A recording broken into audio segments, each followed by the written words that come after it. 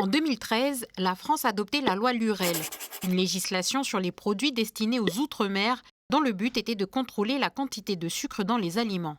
Car à cette époque, soda et yaourt contenaient 50% de plus de sucre que dans l'Hexagone. Le pays étant compétent en matière de santé, charge aux élus calédoniens de décider de transposer cette loi ici. Au pays, l'association UFC Que Choisir a montré en 2015 que sur une soixantaine de boissons analysées, plus de la moitié contenait plus de 4,5 morceaux de sucre, au-dessus de la norme fixée par l'Organisation mondiale de la santé.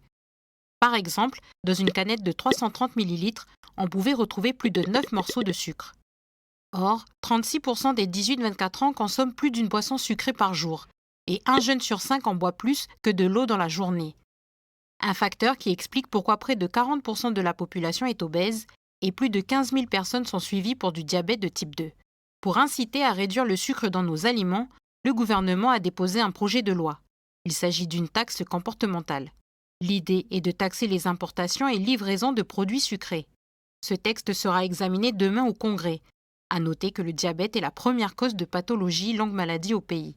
Sa prise en charge représente plus de 7 milliards par an.